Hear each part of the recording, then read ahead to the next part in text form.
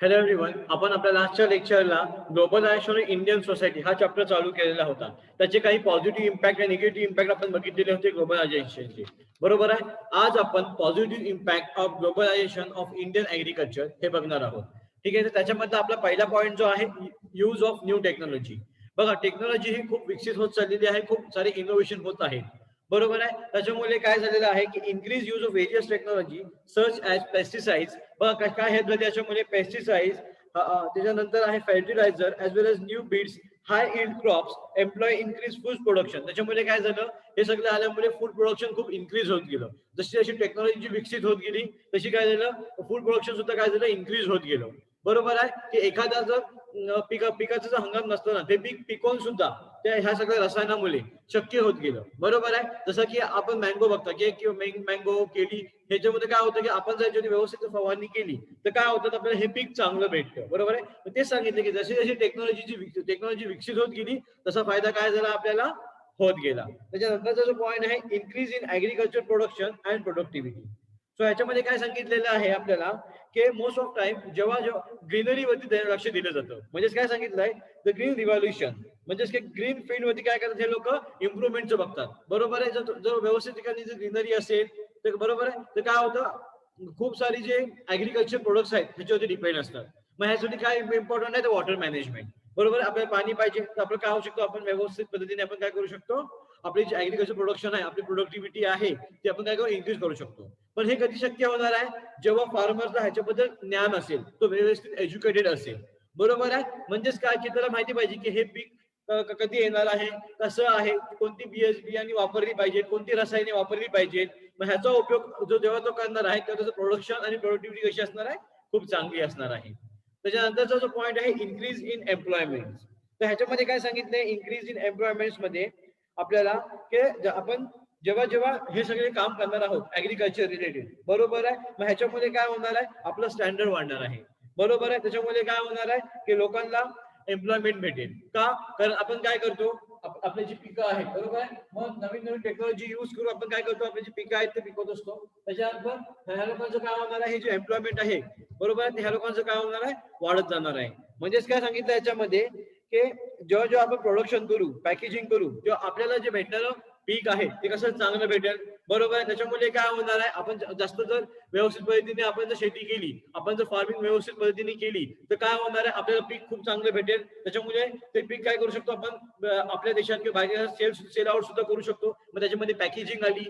बरोबर आहे. हे सगळं करण्यामुळे काय होणार, त्याच्यामध्ये त्यांना एम्प्लॉईची गरज लागणार आहे. मग ह्याच्यामुळे काय होऊ शकतं, आपला एम्प्लॉयमेंट सुद्धा काय वाढणार आहे.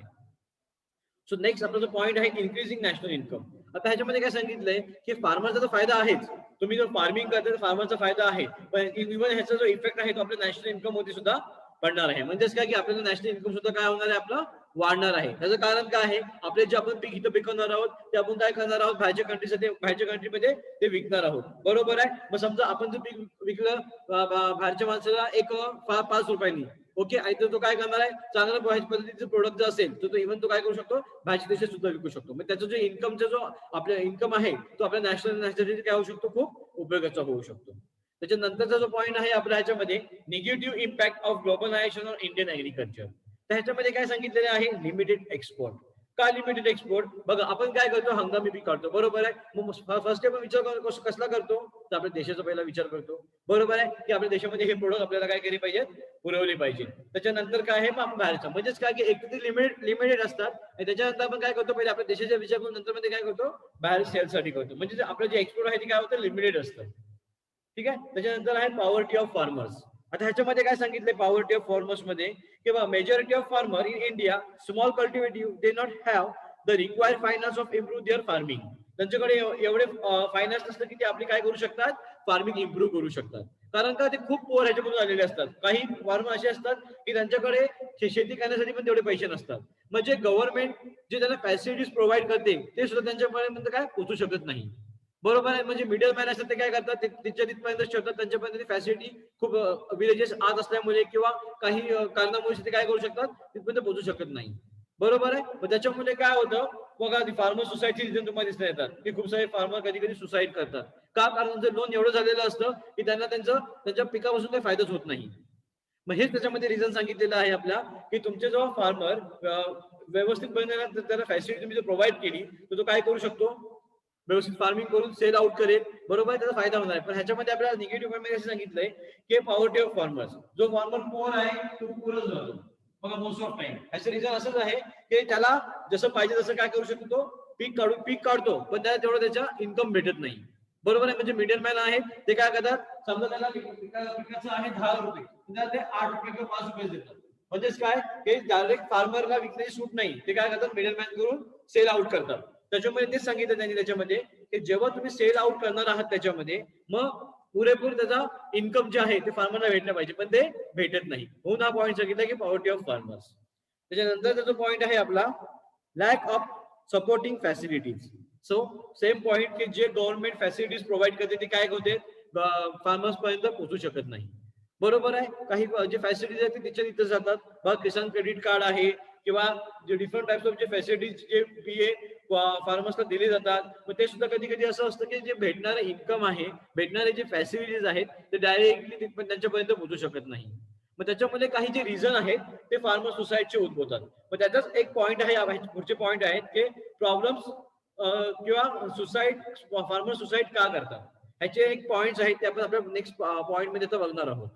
ठीक आहे, का सांगितलं याच्यामध्ये सपोर्ट की जे त्यांना स्कीम भेटली पाहिजे ते पोर आहेत पोरच जातात, त्याच्यामध्ये त्यांचे स्कीम त्यांना प्रोव्हाइड केले जात नाही, त्यांच्यापर्यंत ते पोहोचल्याच जात नाही, बरोबर आहे. त्याच्यामुळे त्यांचं काय होऊ शकतं, लॉस होतो, बरोबर आहे. कधी कधी असं असतं की त्याला वेल एज्युकेटेड नसल्यामुळे सुद्धा हे कोणतं पीक वापरलं पाहिजे, काय केलं पाहिजे ह्याच्यामध्ये, त्याच्यामुळे त्याचा लॉस होऊ शकतो, किती ह्याला विकलं पाहिजे. सो हे काही रिझन्स आहेत की त्याच्यामुळे काय होऊ शकतं, त्यांचं प्रोडक्ट किंवा त्यांची जी फार्मिंग जी केलेली पिकं आहेत ती लॉस मध्ये जातात. आणि त्याच्यामध्ये काही जी कारणं आहेत सुसाईडची ती आपण आज बघणार आहोत. सो त्याच्यामध्ये पहिला पॉईंट आपण घेणार आहोत corporate farming. So corporate farming म्हणजेच काय की आपण जे आपण इथून पीक काढणार आणि sell out of the big market. Okay, म्हणजे थोडक्यात एवढं सांगित की जिथे जिथे ते जाऊन काय करतात, मोठ्या मार्केटमध्ये सेल करू शकतात. The term of use describe companies that on or influence farm agriculture practices on large scale. This include only corporate ownership. म्हणजे काय आता जे कॉर्पोरेट ओनरशिप मध्ये जे लोक असतात ते लोक काय करतात, आपली जी फार्मिंग करतात आणि जे मोठ्या जागेवर ते लोक बाहेरचे लोक जाऊन काय करतात, सेल आउट करतात. मग त्याच्यामध्येच आपण काही पॉईंट बघणार आहोत आज की farmer suicide problems and suggestions. काय आहेत फार्मर सुसाईड आणि त्याचे रिझन काय आहेत आणि प्रॉब्लेम अँड सजेशन, हे आपण आजच्या लेक्चरला बघणार आहोत. सो त्याच्यामधला पहिला पॉईंट जो आहे, agriculture is unorganised activity today. Okay, so ह्याच्यामध्ये काय सांगितलेलं आहे की बघा मोस्ट ऑफ फार्मर्स काय करतात की ते आपल्या त्या व्यवस्थित रूल्स नुसार काम करत नाहीत, म्हणजे अनऑर्गनाइज ऍक्टिव्हिटी आहे त्यांची. काय सांगितलंय तर Indian agriculture largely unorganise sector, no systematic institutional or organisation planning involve the irrigation of harvesting etcetera. म्हणजेच काय की आपल्या मोस्ट ऑफ टाइम ते काय करतात, आपल्या व्यवस्थित प्लॅन करून काम करत नाही. त्याच्यामुळे काय होतं की कधी पिकाला जर जास्त फवारणी सुद्धा त्यांनी केली, ते वेल एज्युकेटेड नसतील, कधी पिकाला जास्त फवारणी जरी झाली तरी काय होऊ शकतं, आपलं पीक हे लॉस मध्ये जाऊ शकतं, बरोबर. त्याच्यामुळे जे त्यांना येणारं इन्कम आहे, त्यांनी केलेलं जो लोन असेल ते सुद्धा त्याला वसूल होत नाही. मध्ये वेल प्लॅनिंग जर करतील, वेल ऑर्गनाइज करतील, बरोबर, त्यांनी जर वेल ऑर्गनाइज केलं तर काय होणार आहे, वेल ऑर्गनाइज केल्यामुळे त्यांचे जे पीक आहे ते त्यांना चांगलं भेटेल, बरोबर आहे. त्याच्यामुळे त्यांना येणारा त्यांचा जो पैसा असेल तो पण काय असणार आहे, त्यांना चांगला भेटणार आहे. मग हे सांगितलं याच्यामध्ये की ते सिस्टमॅटिक वर्क करत नाहीत किंवा त्यांच्यापासून काही अशा मिस्टेक्स होतात की त्यांना तेवढं उत्पन्न प्राप्त होत नाही. मग ते एक रिझन असू शकतं फार्मर सुसाईडचं. त्याच्यानंतरचा जो पॉईंट आहे, most farms are small and economically unfeasible. आता बघा मोस्ट ऑफ टाइम काय सांगितलं याच्यामध्ये की the ground reality is that majority of the farmer in India own as little as two acres land cultivation of such small areas not economically feasible, such small farmer become valuable. आता याच्यामध्ये काय सांगितले की जे farmers असतील त्याला farming करण्यासाठी land ही खूप मोठी लागते, बरोबर आहे. पण एवढे आपले जेवढे फार्मर्स आहेत त्याच्यामध्ये जर त्यांनी एक सर्वे केला तर एव्हरेज 2 एकर एवढीच लँड आहे जास्तीत जास्त जे फार्मर्स आहेत, बरोबर आहेत mostly. So average 2 acres land आहे, मग त्यांना ती तेवढी सफिशियंट होत नाही. त्याचं रिझन काय आहे की त्याच्यामध्ये पण काही लॉस निघू शकतो. जसं तुम्हाला सांगितलं की जास्त कीटकनाशक वापरल्यामुळे, काही पावसाच्या पाण्यामुळे, जास्त पाणी घातल्यामुळे मग असं काही लॉस होऊ शकतो. मग ती 2 एकर त्यांची जी लँड असेल ती त्यांना तेवढी पण सफिशियंट होत नाही, बरोबर आहे. मग ते सांगितलं की जेवढं त्याच्यामध्ये त्यांनी खर्च केलाय तो सुद्धा काय होत नाही, प्राप्त होत नाही, बरोबर आहे. मग हे सुद्धा काही जण असू शकतात की त्यांना ह्याच्यामुळे सुद्धा काय होऊ शकते, त्यांचे सुसाईडचे जे प्रमाण आहे ते वाढू शकते. कारण का, त्यांच्या जेवढी लँड आहे बरोबर आहे, त्या लँडमध्ये जेवढे ते पीक पिकवणार आहे, मग जेवढं पीक पिकवतात त्याच्यापेक्षा त्याच्याही काही लॉस झाला. कारण का, 2 एकर्स म्हणजे फक्त त्याला एवढी प्रत्येकाला दिलेली आहे ऍज अ एव्हरेज काढून. मग 2 एकरपेक्षा त्याला जास्त लागत असेल आणि प्रत्येकाकडे फक्त 2 एकर्सच लँड आहे, तर जेवढं त्यांना जेवढं फार्मिंग करून त्याला पीक भेटत नसेल तर काय होऊ शकतो, आणखी लॉस होऊ शकतो. का, लॉसचे रिझन काय असणार आहे की त्यांचं लोन जास्त असणार आहे. म्हणजे ज्यांनी जे पीक पिकवलंय त्याच्यापेक्षा त्यांना येणारे पैसे काय आहेत, खूप कमी आहेत. म्हणजेच काय, त्यांचे लोन पेक्षा त्यांचे पैसे खूप कमी आहेत.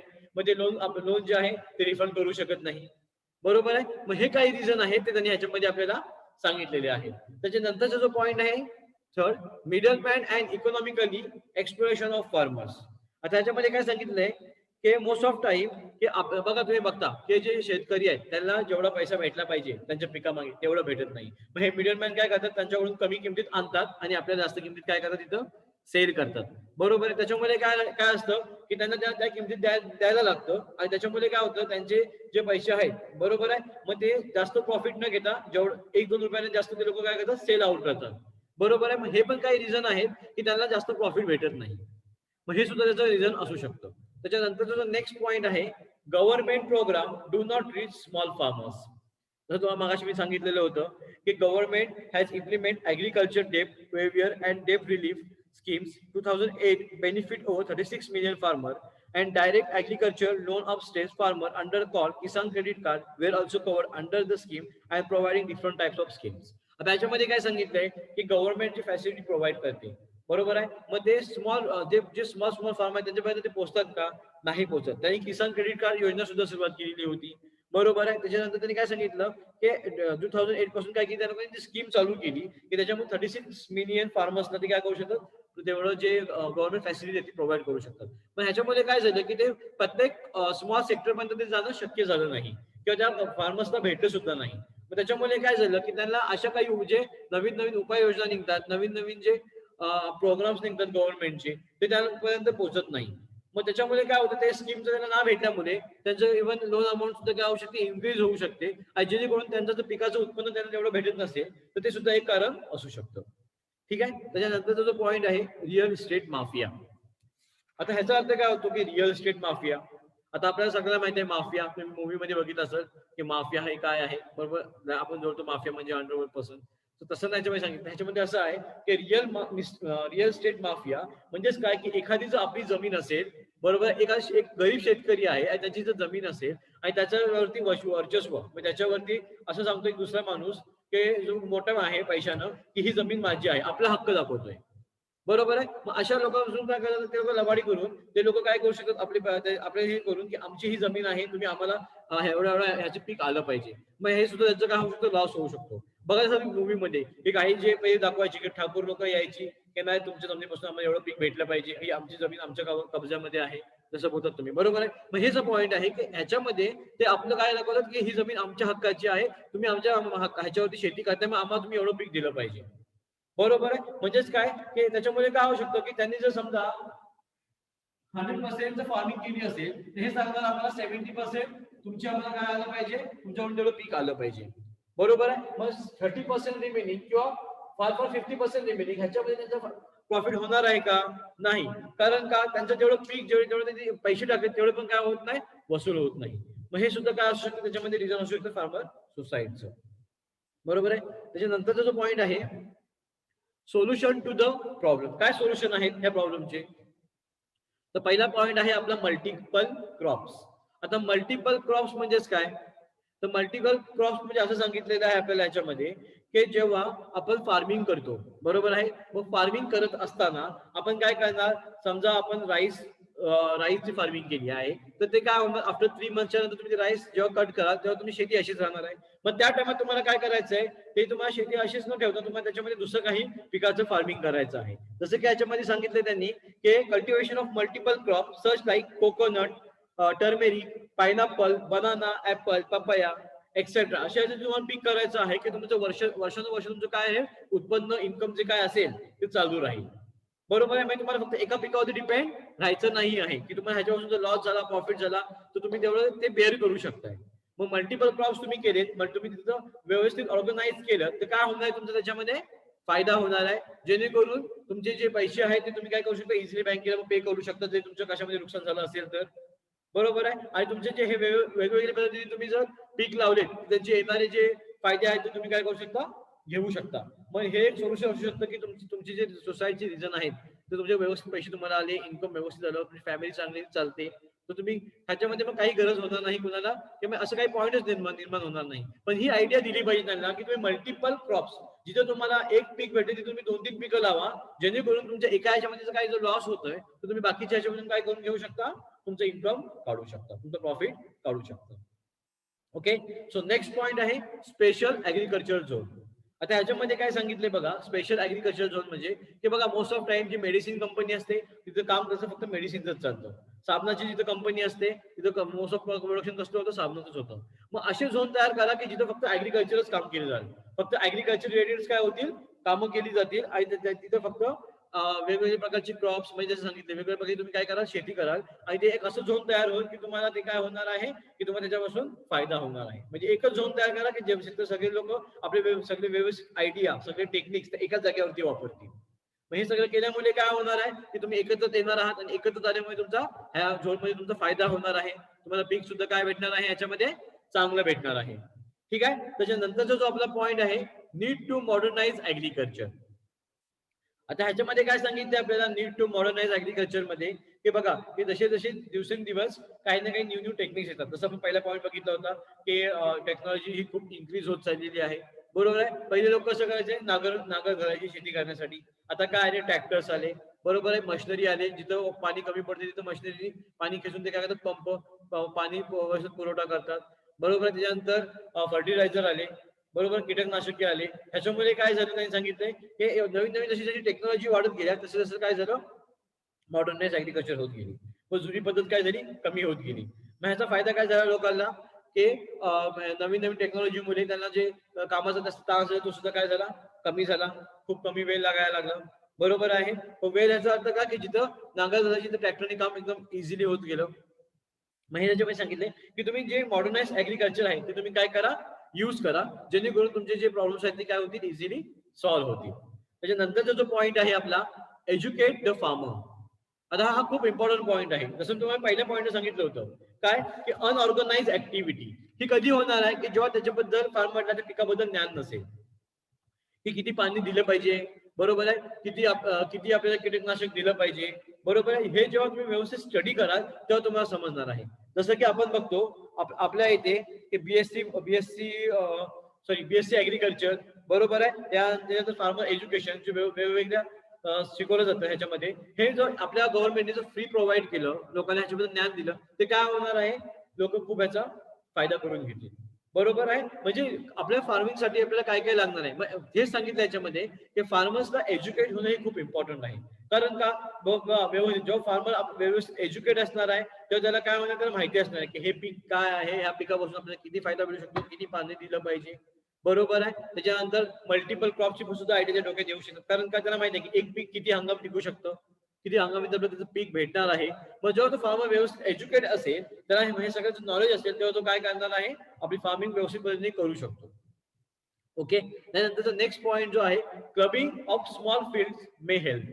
त्याच्यामध्ये काय सांगितलंय, क्लबिंगचा अर्थ काय, की एक क्लब तयार करा, एकत्र या. आता क्लब तयार करा म्हणजे कसला, की तुम्ही जिथं शेती करताय तुमच्या आजूबाजूचे सुद्धा शेती करणारे जे पर्सन आहेत त्याला एकत्र घ्या. बरोबर आहे. आणि जेव्हा तुम्ही पीक ते काढणार आहात, तेव्हा पीक काढायच्या नंतर जेव्हा तुम्ही पीक ते सेल करा, सेल आउट करा, तेव्हा तुम्ही तुमचे ट्रान्सपोर्टेशन खर्च जो असेल तर एकत्र आल्यामुळे काय होऊ शकतो, ट्रान्सपोर्टेशन खर्च कमी होऊ शकतो. कारण का, तुम्ही 2-3 फार्मरला एकत्र घेऊन तुम्ही काय करणार, तो सेल आउट करणार आहे. त्याच्यामुळे मग तुमचं काय होऊ शकतं, काही प्रॉफिट निघू शकतं, की तुम्हाला जो लागणार ट्रान्सपोर्टेशनचा खर्च आहे तो कमी होईल. बरोबर आहे. पुन्हा असं सांगितलं की तुम्ही एकत्र येऊन सुद्धा काय करा, की काहींची मोठी जमीन असेल, बरोबर आहे, आणि तेवढं शक्य होत नाही, मग तुम्ही एकत्र येऊन ते काय करा, बिया किंवा जी फेरणी असेल तुम्ही एकत्र येऊन करा, सेल आउट एकत्र येऊन करा. मग हेच काही फायदे आहेत की तुम्ही जेव्हा एकत्र येऊन ही सगळी कामं कराल तर तुमचे काय होणार आहेत, काही एक्सपेन्सेस जे काय आहेत खूप कमी होणार आहेत. बरोबर आहे. तुमचे एक्सपेन्सेस जे खूप कमी झाले, तुमचा ह्याच्यामध्ये काय आहे, फायदा आहे. म्हणजे ह्याच्यामध्ये सांगितलेलं आहे. त्यानंतरचा जो पॉईंट आहे, आयटी. आयटी म्हणजे इन्फॉर्मेशन टेक्नॉलॉजी, जो आपण लास्ट ह्याला बघितलेला होता की इन्फॉर्मेशन टेक्नॉलॉजीची काय ऍडव्हान्टेजेस आहेत. बरोबर आहे. त्याच्यामध्ये काय सांगितले तुम्हाला इन्फॉर्मेशन टेक्नॉलॉजीमध्ये की information technology is use of computer storage, networking and other physical devices, infrastructure, process, create, process, store and exchange of all form of electronics data. म्हणजे वेगवेगळे आपण जे स्रोत आहेत ते आपल्या इन्फ्रास्ट्रक्चरच्या इन्फॉर्मेशन टेक्नॉलॉजीचे ते आपल्याला काय करायचे आहेत, यूज करायचे आहेत, जेणेकरून त्यांनी काय सांगितलं की इन्फॉर्मेशन टेक्नॉलॉजी तुमचे जे कम्युनिकेट चॅनल आहेत ते खूप फास्ट होणार आहेत. का? कारण ह्या सगळं यूज केल्यामुळे. पण त्याच्यामध्ये पहिला पॉईंट असं त्यांनी सांगितलेलं आहे याच्यामध्ये की impact of at communication in day to day life. काय इम्पॅक्ट आहे तुमचा communication day to day life होती हे आपण बघणार आहोत. तर त्याच्यामध्ये पहिला जो आपला पॉईंट आहे तो आहे no barriers. Okay, so positive impact आहे. बघा काय सांगितलं त्याच्यामध्ये, नो बॅरियर्स. का? कारण बघा आता काय झालंय, इन्फॉर्मेशन टेक्नॉलॉजीमध्ये खूप विस्तार होत चाललेला आहे. बरोबर आहे. त्याच्यामध्ये काही न्यू टेक्नॉलॉजी जी आहे ती काय झाले आलेली आहेत. बरोबर. त्याच्यामुळे काय झालं की जे पहिले आपल्याला अडथळे निर्माण व्हायचे एखाद्या डिसिजन घेण्यासाठी खूप वेळ लागायचा, तर डिसिजन किती फास्ट घेता आलंय. बरोबर. त्यांनी काय सांगितलं इव्हन आयटी सेक्टरमध्ये सुद्धा की त्याचा खूप उपयोग करण्यात आलाय. बरोबर आहे. त्याच्यामुळे काय झालं की जे काही प्रॉब्लेम्स निर्माण व्हायचे ते इझिली आता काय होतात, सॉल्व्ह आउट होतात. बरोबर आहे. त्याच्यामध्ये काय सांगितलेलं आहे याच्यामध्ये की तुमचं कम्युनिकेशन फास्ट होतं. एखाद्याला काही प्रॉब्लेम असतील तो शेअर करून त्याचा फीडबॅक घेऊ शकतो. म्हणजे ह्याच्यामध्ये काय होणार आहे की तुमचे जे काही अडचणी निर्माण झालेल्या आहेत तुम्ही काय करू शकता याच्यामध्ये इझिली सॉल्व्ह करू शकता. बरोबर आहे. म्हणजे नंतरचा जो पॉईंट सांगितला याच्यामध्ये स्पीडी कम्युनिकेशन. 100% तुमचं जो इन्फॉर्मेशन टेक्नॉलॉजी खूप विकसित आहे, म्हणजे तुमची टेक्नॉलॉजी खूप विकसित आहे. बरोबर आहे. त्याच्यामुळे काय होणार, तुमचं कम्युनिकेशन प्रोसेस ही खूप फास्ट होणार आहे. बरोबर आहे. तुम्हाला खूप वेळ आन्सरची किंवा फीडबॅकची वाट बघायची गरज आहे का याच्यामध्ये? नाही. तुम्ही जर एखाद्याला काय विचारताय तर तुमचं येणारं जे आन्सर आहे ते पण फीडबॅक कसा असणार आहे, खूप फास्ट असणार आहे. बरोबर आहे. आणि असं सांगितलं याच्यामध्ये की तुम्ही जे एक्सचेंज कराल इन्फॉर्मेशन दुसऱ्याकडे, ते तुम्हाला एक्सचेंज ऑफ इन्फॉर्मेशन सुद्धा काय होणार आहे, खूप फास्ट होणार आहे. तुम्हाला काही पिकामध्ये किंवा काही फार्मिंग मध्ये सुद्धा याची खूप हेल्प होऊ शकते. एखाद्याला तुम्ही विचारलं की काय टेक्निक तुम्ही यूज करताय, मग ही टेक्निक विचारून घेण्यासाठी खूप दिवस थांबायची गरज आहे का? नाही. तुम्हाला काय होणार आहे, फास्ट त्याचा रिप्लाय सुद्धा भेटणार आहे. जसं की असं सांगितलं याच्यामध्ये की एखाद्या पीस ऑफ पेपर पेक्षा हे स्पीडी कम्युनिकेशन हे खूप इझी आहे. कारण का, ह्याच्यामध्ये आपल्याला खर्च हा खूप कमी होतो. बरोबर आहे. तुम्ही एखादं लेटर सेंड करायला जा, त्याच्यामध्ये वेळ हा खूप जाणार आहे. किंवा ठीक आहे, काही स्पीड पोहोचेल पैसे पण तुम्हाला भरायला लागतील. पण जेव्हा तुम्ही स्पीडी कम्युनिकेशन करता तर मोस्ट इम्पॉर्टंट याचा फायदा असा आहे की तुम्हाला ह्याच्यामध्ये वेळ हा खूप कमी भेटेल आणि तुमचं जे कम्युनिकेशन प्रोसेस आहे ती एकदम फास्ट कव्हर होणार आहे. ठीक आहे. त्याच्यानंतरचा जो नेक्स्ट पॉईंट आहे इझी एंड ट्रान्झॅक्शन. आता ह्याच्यामध्ये काय सांगितलं, इझी एंड ट्रान्झॅक्शन की तुम्ही कोणतेही पीक विकत घ्या, नॉट ओनली पीक, तुम्ही कोणतेही प्रोडक्ट विकत घ्या. बरोबर आहे. तुम्ही त्याच्यामध्ये कोणतेही ट्रान्झॅक्शन करा, हे खूप इझी होणार आहे. बघा तुम्ही जेव्हा ऑनलाईन प्रोडक्ट परचेस केले त्याचा फायदा तुम्हाला किती होतो याच्यामध्ये. बरोबर आहे. मग हे त्याच्यामध्ये सांगितलंय की काही जे आहेत किंवा तुमचे काही न्यू आयडिया असतील, न्यू टेक्निक असतील किंवा तुम्ही काय नवीन केलंय रिलेटेड टू फार्मिंग किंवा सेल आउट तुम्ही काय करताय, मग हे तुम्ही इझिली एक सोशल मीडियाच्या ह्याच्यातून तुम्ही काय करू शकता, दाखवू शकता. बरोबर. हे सांगितलंय की सोशल नेटवर्किंग जे काय आहे याच्यामध्ये की तुम्ही इझिली लोकांपर्यंत तुम्ही जाऊन पोहोचू शकता किंवा सेल म्हणजे बाय अँड सेल प्रोसेस खूप फास्ट झालेली आहे याच्यामध्ये. मग हेच आता फायदा आहे की इझी ट्रान्झॅक्शन. हे इन्फॉर्मेशन टेक्नॉलॉजी वाढल्यामुळे म्हणजे ट्रान्झॅक्शन हे खूप काय झाले, इझी होत गेलेले आहेत. बरोबर आहे. त्याच्यानंतरचा जो पॉईंट आहे different areas of benefit. So याच्यामध्ये काय सांगितलंय डिफरंट एरिया ऑफ बेनिफिट मध्ये, the benefit of information technology and communication facility have spread into various area, business, health care, defence, environment etcetera. बरोबर आहे ना. कारण काय झालं याच्यामध्ये इन्फॉर्मेशन कम्युनिकेशन टेक्नॉलॉजी म्हणजे वेगवेगळे फॅसिलिटीज आपल्याला प्रोव्हाइड भेटतात. व्हेरियस एरियाज आहेत, त्याच्यामध्ये बिझनेस आहे, रिलेटेड हेल्थ आहे, केअर अँड इन्व्हायरमेंट, म्हणजे काय की वेगवेगळ्या फील्डमध्ये याचा काय केला जातो, उपयोग करून घेतला जातो, जेणेकरून त्याचे जे बेनिफिट आहेत काय होतात, आपल्याला भेटतात. का? कारण कम्युनिकेशन हे खूप फास्ट आहे. बरोबर आहे. त्याच्यानंतर टेक्नॉलॉजीमध्ये पण खूप बढोतरी आहे. मग याचा इफेक्ट आपल्यावरती किंवा आपले जे आपण डिसिजन घेणार आहोत, जे बेनिफिट आपल्याला भेटणार आहेत त्याच्यावरती होतो. नेक्स्ट पॉईंट जो आहे आपला क्विक डिसिजन मेकिंग. बरोबर आहे. आता ह्याच्यामध्ये काय सांगितलं, क्विक डिसिजन मेकिंग मध्ये the quick areas information are remove of the large decision making, increase productivity and cut cost of effectively. बघा आता ह्याच्यामध्ये काय होतं की डिसिजन घ्यायला पण खूप इझी होतं. बरोबर आहे. टेक्नॉलॉजी पण खूप वाढलेली आहे. जसं सांगितलं की आपल्याला स्पीडी कम्युनिकेशन होतं. मग स्पीडी कम्युनिकेशन जर झालंय तर 100% तुम्हाला जो येणारा फीडबॅक हा काय आहे, येणारा जो डिसिजन तो काय आहे, खूप फास्ट ह्याच्यामध्ये तुम्हाला भेटणार आहे. बरोबर आहे. मग तुम्हाला समजणार आहे की आपल्याला समजा एखादं जर पीक आपण काढतोय त्याची कॉस्ट आताच्या काय आहे, मग किती कॉस्ट धरून आपल्याला विकलं पाहिजे, एखाद्या आपण डिस्कस करतोय, हे येणारे डिसिजन सुद्धा कसे असतील, फास्ट असणार आहे. बरोबर. त्याच्यानंतरचा जो पॉईंट आहे ई मार्केट. आता ई मार्केट म्हणजे काय, की जसं तुम्हाला मागे सांगितलं की ई मार्केट तुम्ही काय शकता, बाय अँड सेल प्रोसेस. बरोबर आहे. जसं सांगितलं की एखाद्या तुम्ही कोणतेही प्रोडक्ट काय करा, बाय करा, तुम्हाला तिथे जायची सुद्धा गरज नाही आहे. बरोबर. ई मार्केटचा अर्थ काय सांगितलं याच्यामध्ये, की टेक्नॉलॉजिकल मुळे काय झाले, खूप सारे पॉसिबल झाले. काय पॉसिबल झाले, की तुम्ही एनी टाइम एनीवेअर तुम्ही काय करू शकता, बाय अँड सेल प्रोसेस करू शकता. तुम्हाला इथं जायची सुद्धा गरज नाही. तुम्ही इझिली तुम्ही प्रोडक्ट तुमचे काय करू शकता, घेऊ शकता. बरोबर आहे. हे त्याच्यामध्ये सांगितलेलं आहे. नंतर सांगितलेलं आहे electronic market can be operated day night because of the internet. किंवा इलेक्ट्रॉनिक मार्केट काय करतात, ते डे नाईट हे काय करतात, ऑपरेट करत असतात. की जे ई मार्केट्स आहेत ते म्हणजे तुम्हाला जे प्रोडक्ट्स आहेत ते तुम्हाला तिथं जायची गरज नाही, मार्केटला फिरायची गरज नाही, किंवा प्रोडक्ट तुम्हाला ती फॅसिलिटी प्रोव्हाइड करतात, जेणेकरून तुम्हाला प्रोडक्ट जर आवडतो तिथे काय करणार, तुम्ही प्रोडक्ट परचेस करणार. इन केस तुम्हाला रिटर्न फॅसिलिटी सुद्धा त्याच्यामध्ये ते लोक काय करतात, प्रोव्हाइड करतात. म्हणजे हे का शक्य झालंय, कारण संपूर्ण ह्या इन्फॉर्मेशन टेक्नॉलॉजीमुळे. बरोबर आहे. त्याच्यामुळे काय जातं, की आपल्याला ह्याचे फायदे घेता येतात. त्याच्यानंतरचा जो पॉईंट आहे निगेटिव्ह इम्पॅक्ट. आता निगेटिव्ह इम्पॅक्ट काय सांगितलेलं आहे याच्यामध्ये आपल्याला, त्याच्यामधला पहिला जो आपला पॉईंट आहे निगेटिव्ह इम्पॅक्ट, तो पहिला आहे अनएम्प्लॉयमेंट. आता अनएम्प्लॉयमेंट म्हणजे तुम्ही काय सांगाल, की अनएम्प्लॉयमेंट म्हणजेच काय, की आता टेक्नॉलॉजीचं खूप विकसित होत चाललंय. बघा आपल्याला टेक्नॉलॉजीचे खूप फायदे आहेतच, पण त्याच्या संगती आपल्याला काही त्याचे लॉस सुद्धा आहेत. बरोबर. मग काय लॉस आहे, अनएम्प्लॉयमेंट. असं काय सांगितलं, की बघा पहिले लोक काय करायची, की एखाद्या मोठ्या मोठ्या कंपनीमध्ये खूप लोक कामाला असायची, पण तिथे आता न्यू टेक्नॉलॉजी विकसित झाल्यामुळे, न्यू टेक्नॉलॉजी इनोव्हेशन झाल्यामुळे खूप सारे तिथे तिथलं काम जागा मशिनरीने घेतले. म्हणजे तिथे काय झालं, कामाची संख्या लोकांची कमी झाली. बरोबर आहे. काही ठिकाणी रोबोट वर्क्स करत आहेत, म्हणजे तिथे सुद्धा काय आल्या, मशिनरी आल्या. मग लोकांचं एम्प्लॉयमेंट काय झालं, कमी झालं. मग हा एक त्याचा निगेटिव्ह इम्पॅक्ट आहे. जसं टेक्नॉलॉजीचा आपल्याला फायदा सुद्धा होतो, तसं टेक्नॉलॉजीचा काय होतो, आपल्याला लॉस सुद्धा उठावा लागू शकतो. त्यानंतरचा जो नेक्स्ट पॉईंट आहे नो पर्सनल लाईफ.